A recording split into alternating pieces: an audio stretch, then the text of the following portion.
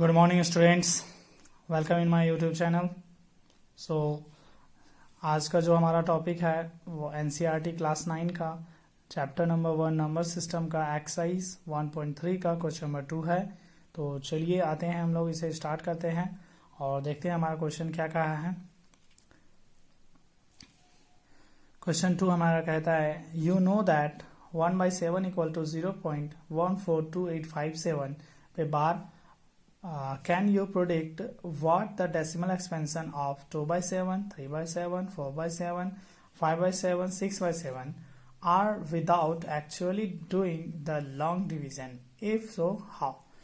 क्या कह रहा है इस क्वेश्चन में कि आपको पता है कि 1/7 का जो वैल्यू होता है, आप जब 7 को डिवाइड 1 को जब 7 से डिवाइड दोगे, ठीक है, तो आपका यही वैल्यू आएगा 0.142857।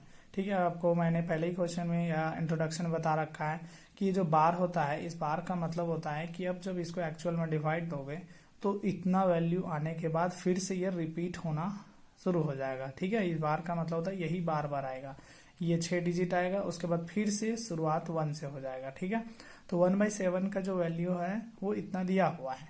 तो क्या आप बिना एक्चुअल में डिवाइड किए हुए आप क्या प्रिडिक्ट कर सकते हो इतना कि 2/7 का वैल्यू क्या हो जाएगा, 3/7 का वैल्यू क्या हो जाएगा? तो हाँ, ये बहुत ही इजी है, ये एक छोटा सा कॉन्सेप्ट पर डिपेंड करता है। ठीक है, वो एक छोटा सा कॉन्सेप्ट क्या है वो मैं आपको दिखाता हूँ। आपको पता होगा जैसे ये 1/7 है, ठीक है, अगर 2/7 हमको निकालना है, ठीक है, तो 2/7 को हम ऐसे भी तो लिख सकते हैं 2 इंटू 1/7।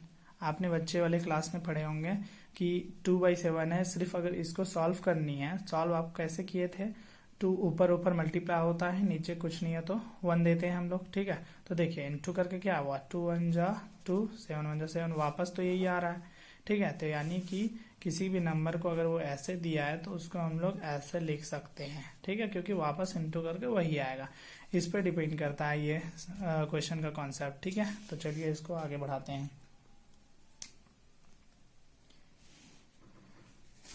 तो हमारा 1/7 का जो वैल्यू है उसे एक बार लिख लेना होगा, यहाँ से लिखते हैं।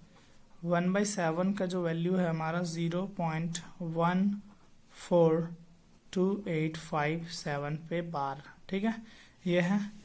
तो इसी तरह से हम लोग 2/7 का निकालना है, तो 2/7 को हम लोग लिखेंगे 2 इंटू 1/7। ठीक है, तो 2 के जगह पे 2 रख दिए। 1/7 का जो वैल्यू है उसे आप रख दीजिए 0.142857 पे बार। ठीक है, तो देखें 2 का 2 हो गया और 1/7 के जगह पर आप ये वैल्यू रख सकते हो। आप सिंपली इसे मल्टीप्लाई कर देना है और आपका आंसर इसका आ जाएगा, सो भी विदाउट एक्चुअल डिवीजन। ठीक है, तो चलिए मल्टीप्लाई करते हैं हम लोग। 7 2 14, 14 का 4, 1 कैरी, 5 2 10 एंड 1 11, 1 कैरी, 8 2 16 और 1 17 का 7, 1 कैरी, 2 2 4 एंड 5, 4 2 8, 2 1 2 एंड 2 0 0। ठीक है, इस पे भी बार लगा देंगे। नेक्स्ट 3/7 का निकालनी है, same as it is 3 into 1/7। ठीक है, 3 का 3 एंड 1/7 का जो वैल्यू हमारा गिवन है वो लिखेंगे, इस पे आपका बार था। ठीक है, अब सेम जो है 3 से मल्टीप्लाई कर देंगे। 3 7 जा 21, 2 कैरी, 5 3 जा 15 and 2 17, 1 carry and 8 3 24 and 25, 2 carry, 3 2 जा 6, 7 8, 3 4 जा 12 का 2, 1 कैरी, 3 1 जा 3 एंड 1 4 एंड 3 0 जा 0। इस पे बार हो जाएगा। सेम आगे चलेंगे 4/7 के लिए भी, 4 इंटू 1/7, 4 इंटू 1/7 का वैल्यू 0.142857। ठीक है, तो 4 7 जा 28, 2 कैरी, 5 4 जा 20 एंड 2 22, फिर 2 कैरी और 4 8 जा 32 एंड 2 34, 3 कैरी, 4 2 जा 8 एंड 3 11, 1 कैरी, 4 4 जा 16, 1 17 का 7, 1 कैरी, 4 जा 4 एंड 1 5, 4 0 जा 0. ठीक है. नेक्स्ट 5/7.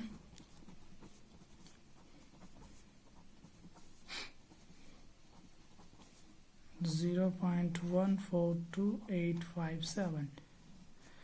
अगेन मल्टीप्लाई करते हैं हम लोग 5 से.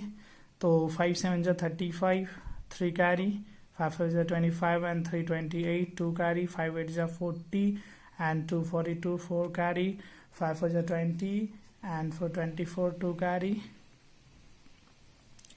and 5 1 जा 5 6 7. एक मिनट, कुछ मिस्टेक हो गया. 5 7 जा 35, 3 कैरी, 5 5 जा 25, 26 27 28, 2 कैरी, 5 8 जा 40 and 2 42, 4 कैरी, 5 2 जा 10 and 4 14 का 4, 1 कैरी and 5 जा 20 और 1 21 and 2 5 1 जा 5 6 7 and 5 0 जा 0. ठीक है, ये हमारा हो गया. नेक्स्ट है, इसे मल्टीप्लाई करना थोड़ा ध्यान से. 6 into 0.142857. ठीक है, कितना होगा? 6 7 जा 42, 4 and 6 5 जा 30 and 4 34, 3 6 8 जा 48, 49 50 51, 1 5 6 2 जा 12 and 5 17 का 7, 1 कैरी, 6 4 जा 24 and 1 25, 2 कैरी, 6 1 जा 6 7 8 and 0. ठीक है, तो इस तरह से हमारा ये कंप्लीट हो जाता है. ठीक है, thank you and stay updated with my videos and subscribe. Okay, thank you.